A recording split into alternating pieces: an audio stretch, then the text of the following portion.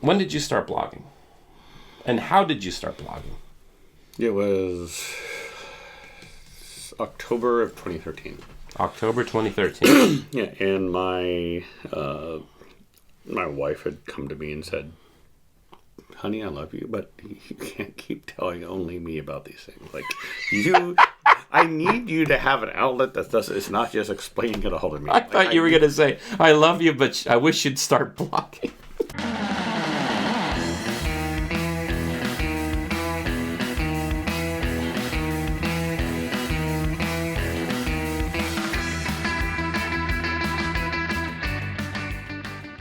It was basically like, go find somebody who cares more than me. No, is this not in no way not loving, but like literally like you need to. So what you're saying is like pillow talk late in bed, hey, honey, I went to this bar the other night. It was incredible. And she's just like, I just want to sleep. Yeah. I mean there was a certain amount of that. I mean it still happens today with the rum stuff. Like I would just like a day that we don't talk about rum. Just like, well, you're close and you understand, and to a certain extent, there was prior to that, I worked in technology. I wrote 2.5 books about Windows programming and tearing apart Windows. I wrote. Hold on. You weren't talking to your wife about that shit, were you? No, that was before. Honey, let me talk to you about programming. No, I mean this was before I met her. Oh, okay. The point is, like, I had already been a writer. I had already written books. I had written monthly columns. I was being flown around the world to speak at conferences. I was, like, already in that mode of, like, I become a domain expert on this, and people want me to come and talk with them and teach them and train them and make money in it. And I got divorced and was like, okay, I don't want to make any more money there and then have to give 2/3 of it to my ex-wife. So I kind of, like, walked away from it. Yeah. And then it took me a while. It was like, cocktails. Interesting. Oh, okay. And the same nerdiness and passion that I applied to writing about software development. I started like, drinks. Okay, here's a new universe for me to go in and explore and understand and geek out about. And now I have a wife who I can go babble to. And she's like, okay, now go tell somebody else. And so... but it took me like probably a good year before I was like, the question you ask, what am I doing this for? What is my angle? Like what makes me special? What is my take? And it took me a year to really kind of wrap my head around this is what I want it to be. And it's changed since then. It's evolved. But it's like, this is what I want it to be.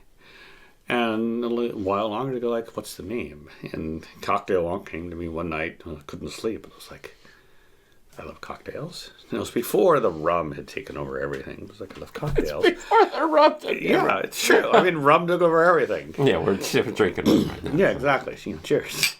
But just never stops. But yeah. But it was like, you think about Bill Clinton, like a policy wonk. Somebody just like loves, like, I get off on just talking about domestic policy or whatever. Like, he's a wonk, and I'm like, that's kind of what I am. It's like I want to like talk about cocktails. So you were that passionate about it? I was extremely passionate about it, and I know you're obviously still are. Yeah, and like I said, it's evolved, and I've had to be okay with. Yeah, my interests have changed. My blog name now is not necessarily the most representative. I go to prestigious rum companies and they're like, we want to talk with you. Email me at Cocktail Wonk. It's not necessarily, it's not like rum savant or something. But it's but at least it's not cocktail nerd or anything like that. Yeah, exactly. But it's sort of like, well, that was the name I evolved, or that was the name I came up with, and I evolved from there. It's like your email address that you started back in like the 2000s, like Stupid Cat 247. You're like, and now I'm writing to the CEO of IBM from Stupid Cat. It's like, oh yeah, here's my email address, Stupid. Exactly. It's like, okay, and so like, if I was smart, I would have like changed it earlier, something different. It's like, yeah, kind of is what it is. Like, nobody's gonna confuse me with anybody else. So the main thing the reason why you started it is because you were passionate about rum, and you had something, rum and cocktails, and you had something to say about it. Yeah, it was to an extent there was learning and studying and like, Jeff Berry books and things like that. And I need like writing something down forces a clarity in my own mind. Yep. And that, like, if I'm going to put it down, if I start writing and if it just flows out of me, and I was like, okay, then I've got this. Like, I'm comfortable. Like, okay, now I can kind of like put that aside. I don't have to fixate on that. But if I'm writing, I'm like, oh, okay, let me stop and go look at something. Okay, that means I'm not done yet. That means I'm like, okay, there's something for me to more to learn. Yeah. There's more little rabbit holes I haven't gone down. And so, I said for me, the act of writing something forces me to create a structure and create a building, if you will. Like, this is my knowledge of this. And once I'm down, I go, okay, there you go. Now I'm going to go start the next building, but I can always come back to this building and know it's complete. That it's not, well, I kind of had some ideas I'm interested, but it was like, this was a snapshot of time when I had a complete understanding in my head. Yeah. And now I can share it with other people, and they can come, and hopefully they'll learn something from it. But it was a desire to learn and capture it rather than learn it and forget it. Yeah. Learn and capture it, and it's like, in the early days, I'm like, I want reviews. I want somebody send me bottles. I'll review anything. I don't care. I'm like, I don't really care that much. It's like, yes, I have lots of booze. People send me bottles, but it's not, the first 20 bottles you get are like, oh my God. I got free booze. Yeah, and I'm like, that's cool. Thank you. I'm really interested. I just got a bottle of Copper and King's American Apple Brandy, and that's kind of cool. I love brandy. I love the idea of fruit brandies. I love to see an American brandy. I'm curious about it. Like, yeah, great. It's like a, I don't know, $40 or $50 bottle, and it's like, it's cool. I don't have to go buy it, but it's also like, it's interesting to me, and I say no to a lot of stuff. It's like, I don't want to create some sort of like assumption that you're going to send me something and now I'm going to go write about it. Now you're going to tell the world how awesome it is. Exactly. And it even let me sort of get away from the model of like, send me a bottle and I'll review it. I'm like, no, I'm going to spend 10 hours to review a $30 bottle of rum. It's not worth it. So, now with the success of Instagram, I can say, I have 35,000 followers, and if you like what I do, and I throw it on Instagram, it sounds interesting enough that, I can't promise it, but from what I've seen, it sounds interesting enough to throw it up on Instagram. This is my boozy lifestyle. My Instagram feed this is my, it's like you're inside me for a moment. This is what I'm doing, and this is what's caught my interest. There you go. That should have been the name of your blog, My Boozy Lifestyle. It could have been. You can always get it tattooed on your back. Slightly longer hashtag, but myboozyLifestyle@gmail.com. Yeah, there you go. That would really screw me when it's like, hey, please hire me to help you, at Matt at My Boozy Lifestyle. Hey gang, we'll get back to the Tiki conversation here in just a second, but I want to let y'all know they have t-shirts for sale. They are screen printed in America. The artist is Tony Canepa, and they're going for $20 a piece, $25 including shipping. If you're interested in buying one, go to my website, tikiwithray.com, and then there's a tab that says buy a t-shirt. Click on there and just follow the prompts. So thank you very much. And let's get back to the Tiki conversation now. What I love about my blog and doing what I do is everything is genuine. I have no ties to anybody. There's no one behind me saying, do this, say these things. Hey, you gotta give us a plug, or you gotta say right. It's everything that I do is because I want to do it. If I see an artist, or if I see a bartender, or if there's a bar that I've been to, and they get me inspired, I want to do a post on you. When you started blogging, was that how it was for you? Yeah, it still is for me. Like, nobody has ever paid me to write a blog post. Nobody, there are some people who think that I'm covertly controlled by deep state corporations, or like so-and-so's manipulating me to talk about this. But the reality is just like, nobody has ever forced me to write about anything. Nobody's ever compelled me to write about anything. What I see on Cocktail, or what you see on Cocktail Wonk is like, I was passionate about it and enough about this to actually write it.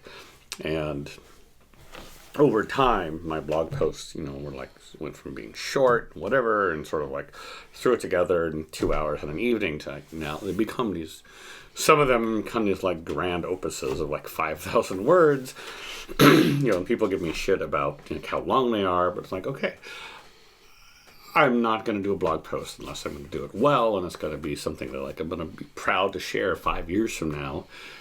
And so in order for me to get to the point where I want to invest that time, then it has to be something I truly care about.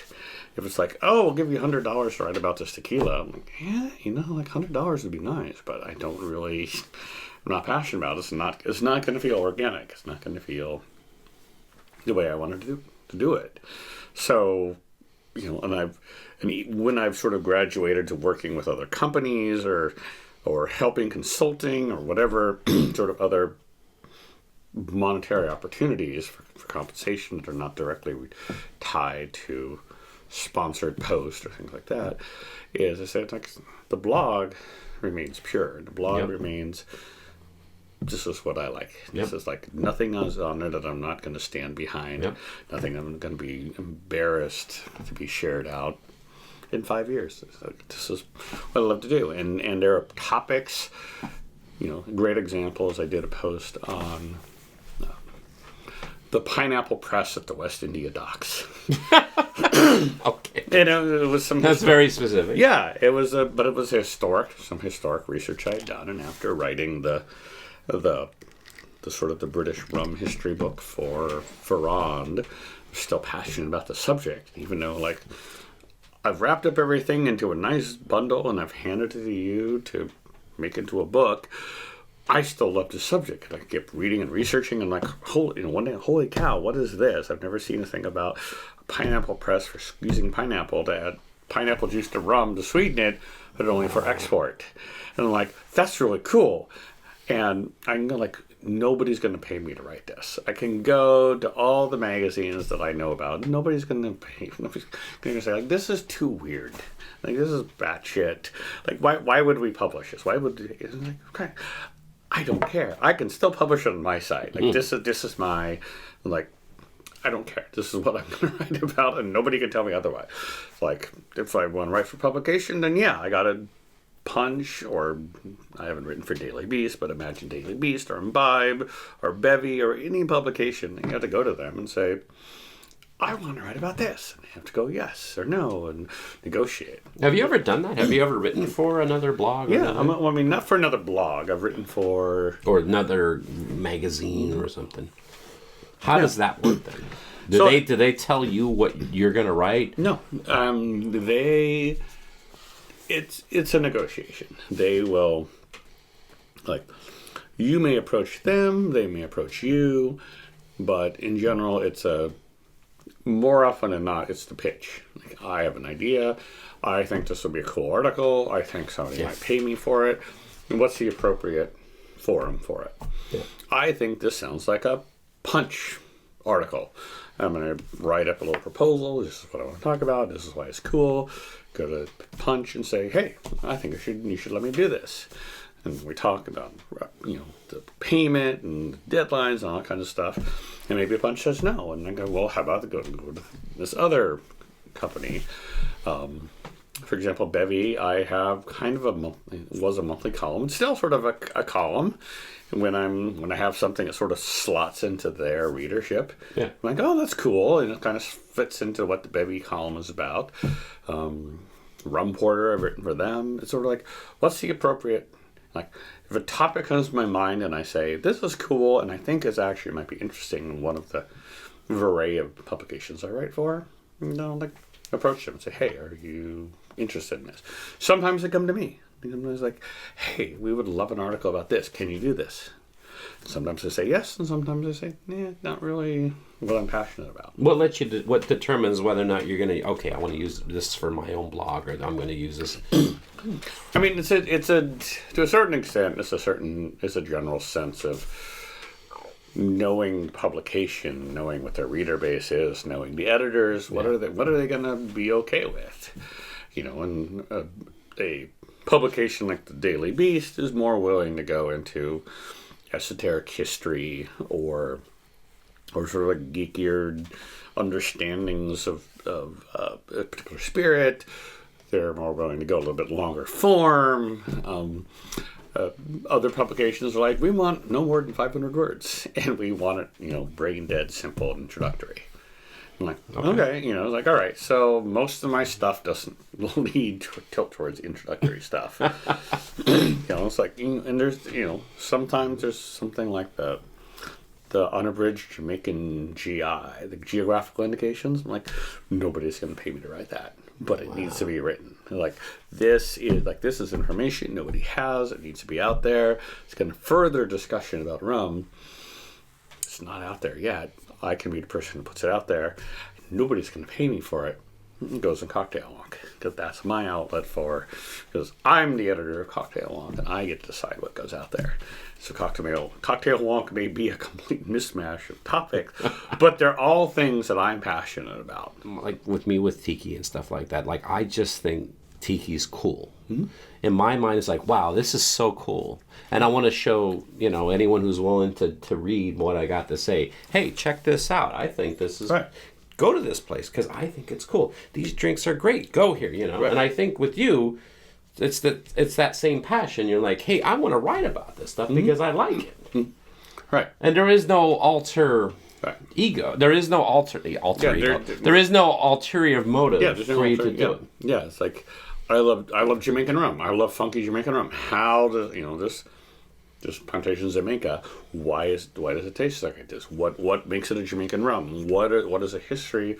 How do we create those flavors? Well, I don't know. Good question. Let's start looking. Let's start digging through. And there's historic texts, where are books. And at the end of the day, I learn things. There's muck and dunder, and there's goat heads. There's all these legends. And and there's the whole, apocryphal stories, but it's like, that's kind of cool. Now I'm interested, and I'm going to go in, and I'm going to actually research as much as I can, just because I want to know. At the end of the day, I'm going to just write this down. Because somebody else may be equally interested. I think I know. I think I see why those who reached out to you to bring you down to Martinique did what they did. Mm-hmm. They know I'm going to show up and be like, "Holy God!" They don't have to be like, "Hey, yeah." So if we send you down here, they know you're a fan of whatever the products are already. Exactly. Yeah.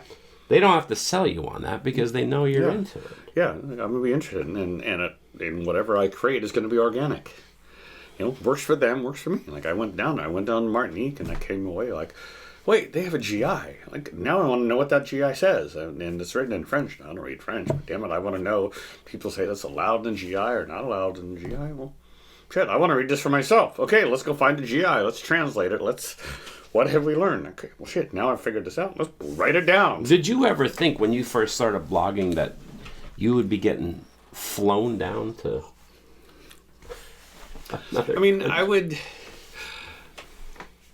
No, I'm not going to say, no, but I'm going to say, even at that era, you could see there are other people, who are successful. You're like, oh, look, Camper English, he's being flown here, he's being taken there, he's on the strip, he's in Cognac, he's people like that. You're like, okay, these are long-established press people, and they've done these things and write for magazines, and they're influencers, and they're writers, and all these things, and they're being flown around the world. I'm like, I'd be saying to think, no, I never wanted that. But it was never like, what's the fastest way for me to get a free trip somewhere, at the end of the day, the free trips are fun. But so you've had multiple... But they're work. They are effort. Okay, I'm dedicating 4 or 5 days of my time. I'm taking my vacation time to go to Martinique. I'm spending my time... buying the clothes I need to get there, or spending my time in restaurants, when we're there, or, they usually cover those kind of expenses, but it's not completely free. Gotcha. And it's, and when you're standing in a distillery, in April in Martinique, and it's 98 degrees outside, and you're sweating buckets, and it smells, you have to really love it to be happy there, and I'm happy there. But I'm saying it's not like, hey, come to Martinique and we're gonna throw you on the beach, and take you out to dinner, and we're gonna walk you by the distillery. Like, no, it's work. And people think like, oh, this glamour you get taken here and there, and I get very appreciative of it. But it's also like, it's work. Like, I'm there, like, okay, I need photos because for my own edification. I want photos. I want to be able to write about it. I'm taking notes. Like, I think people think I'm texting all the time. No, I'm taking notes. Like, how do I capture this? What did I not understand? How can I get to the distillery to explain that to me? So it's work. Yes, it's a free trip. It's not a free vacation. So, along the way, people have said, like, kind of like what you do. We like your understanding. We like your passion for this. Maybe there's a way you can help us. And the one that's sort of most immediately visible is an organization called WIRSPA, WIRSPA. They are an organization that goes back in time to 1970 or so. I like to explain it as the NATO of rum, if you will, without the military overtones. The NATO of rum. Yeah, in the sense of, like, what is NATO? Well, it's a North Atlantic Treaty Organization. There is a group of countries that have a common interest. Like, we are going to work together and collaborate for our common interest. Same thing in rum. You got Jamaica, Barbados, Trinidad, Guyana, St. Vincent, St. Lucia, a bunch of countries. And to be honest, WIRSPA is primarily, but not exclusively, the English language speaking countries, sort of the Anglophone Caribbean. But essentially, these are countries who are not covered by some other country. For example, what about Puerto Rico? Well, Puerto Rico is part of the United States. The United States is going to take care of Puerto Rico. Yeah. Notwithstanding the politics at the moment. Yeah. Or what about Martinique and Guadeloupe? Well, they're part of France. France is going to sort of take care of those countries, or those islands. But the islands that are standalone, like Jamaica's an independent country, Barbados is an independent country, those countries have to deal with issues like trade policy. Oh, yeah, that's and right. Excise and import duties. And in all these sort of like international regulations that as rum or tiki enthusiasts we don't think about, but at the end of the day, it's business, and these countries have to exist in a global marketplace that's much bigger. Like, they're tiny. Jamaica and Barbados and Guyana, they're tiny compared to the U.S. or to China or to Russia or to the United Kingdom, and so you're like, we are these tiny minnows in the ocean. At least we can band together to make a fish that collectively bargains on the behalf of us. Oh, wow. So it's like, and how can we learn from each other? Like, we are all distillers, we all make rum. What are the safety things we've learned? Let's all share that. What are the production improvements we've learned? Like, let's share that. So it's essentially the rum producers of the Caribbean banding together to elevate their status and their recognition and their market. So they came to me and said, they had programs before and they kind of had run out of funding. Came to me and said, how can you help us? We think we have some issues that we're not getting. They came to you. Yeah, they came to me and they said, we have some issues in terms of communicating with the rum community. We are not getting our word out the way we'd like to. We like what you're doing. Like, you understand rum, you understand how rum is made. You don't have you're not just about like, this rum is great and this rum is bad. Like, we like your sort of holistic approach to the rum industry. That what I write about is not reviews. I don't write reviews anymore. I write about, here's how it works, and this is how, this is important, and this should be changed. I really want to understand the rum world as a whole. And they said, we think your understanding and your ability to communicate can help us get our message across. And so it came to me. Dude, that's amazing. That's incredible. Yeah, I mean, I was honored. If you would have said to me 5 years ago, hey, WIRSPA is going to come to you and ask for, asked to say, how can we help? I would have been, floored. Well, that's something that I've noticed about you, your writing. Because I've never written, none of your stuff ever came off to me as here's my review on this. It's like you're more like here's this topic, and then you go from there. Yeah. I mean, I used to write reviews, and at the end of the day, I'm like, lots of people can write reviews, and everybody's opinion is different. Yeah. And what I pick, do I get banana or do I get plantain? I don't know. It's your call. It's like it's not concrete. At the end of the day, there's nothing factual about a review other than, well, this is what I thought about it, and maybe what you were able to tell what the label told you. So I kind of went away from that, but at some point it got replaced when I realized that there are stories out there that are not being told. Yeah. That, I think the first sort of real story I wrote was about a company in London called Berry Brothers and Rudd. Yeah. And BB&R, and they make some independently bottled rum, but they used to be the spirit and wine suppliers to the royalty. Like their office was literally across the street from, I think, St. James Palace. Yeah. But I somehow managed to luck out and get taken on a private tour of the Berry Brothers and Rudd facility. And as we're going through the very first thing we saw when we went in was a picture on the wall. It was written by the, I think it was the White Star Line. Not Qatar, I think it was White Star Line. Yeah. But basically a letter to Berry Brothers and Rudd saying, like, so you basically, I'm paraphrasing. So you may have heard the Titanic sunk and we had some of your wine on it, so we're kind of sorry we lost your wine. Wow. But this is just like, how fucking cool is that? There's letters on the wall.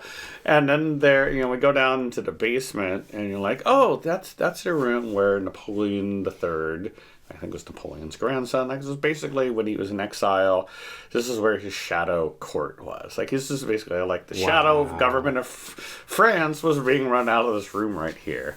And then we go back upstairs and go building over and like, oh, and this is the incredibly picturesque, like, not pub scene, but like den, like British den with the fireplace. Like, oh, this is where they came up with Cutty Sark. So there's all this history around this company, and I go home and I'm like, okay, I'm going to write about this. And I can write about it from the perspective of like, I went to BB&R and I did this, and we saw this, and we saw this, and we saw this, and we saw, and it was awesome. It's like, or I can tell a story. Like I want to create I want to make some like a narrative. I want to like make it interesting to read, and there's going to be revelations, and I'm not going to just like make it a linear travel line. Yeah. Like I want to create something that's fun to read. And I was like, and I wrote it. I was like, I really like this. Like, I think there's something and so like every distillery, like for every distillery visit or everything I did after that was like, how do I make this compelling to read in the way that like when you would pick up like Wired magazine or some of the good, like the long form pieces in the New York Times, you're like I just read an article in the New York Times about how the what really went wrong with the 737, and it's this great story. This has got an arc and it's tying back to the beginning, and you're like you're drawn in. You're like, I want to know more. Like it goes on and on and on. And you're like, but I can't stop reading. Like I really want to know how this ends. Oh, and there's a surprise here. You're like, that's what I want to do. I want to make when I write something, I want people to go like I can't stop reading this because there's there's more and more, and I'm interested, and you're leading me to something. It's not just here's a series of facts. And so that was, I forget the original question, but that was sort of like that turning point of where I said like, when I write about something, that needs to be something like, nothing is just like here's some facts. It's more like here's the story as it exists in my mind, and how cool is that?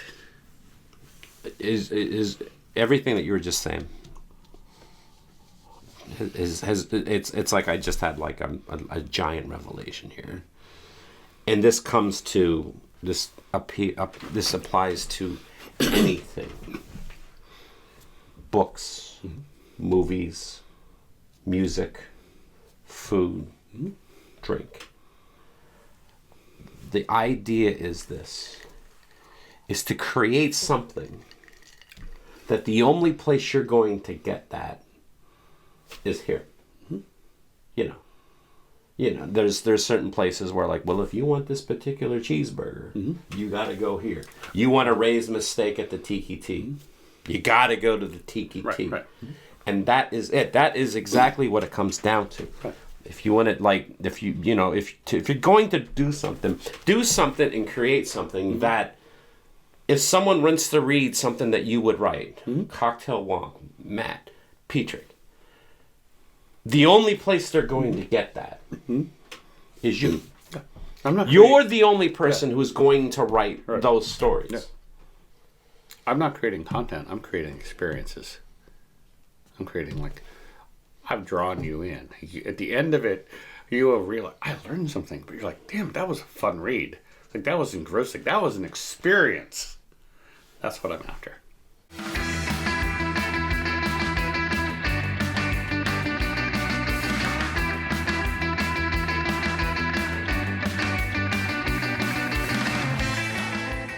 And it's like everything you just talked about is like stuff that I always think about. It's just sort of like...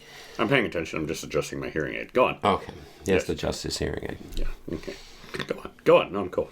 I can listen. No, wait till you're done. Yeah, it's cool. It's literally just bumping up the volume. It went down a tiny bit. There. Should I be talking a lot? No, you're fine. No, it's... So if I was boring you, you'd just turn it lower? That's true. I could do that. No, if your wife is like droning on about something, you're like, yes, honey. Yeah. No, it's. I feel that you're not paying attention to me. Hi, honey. Would you say something? Yeah. This is what I want to do. So my videos are usually around 25 minutes, half hour long. Okay. That was our first episode. Okay. What we'll do now is we'll do an episode about your book. Okay. And then, because I thought about it, I'm like, I think that would be a good... I'm going to do there's going to be 2 videos. Cool. I like it.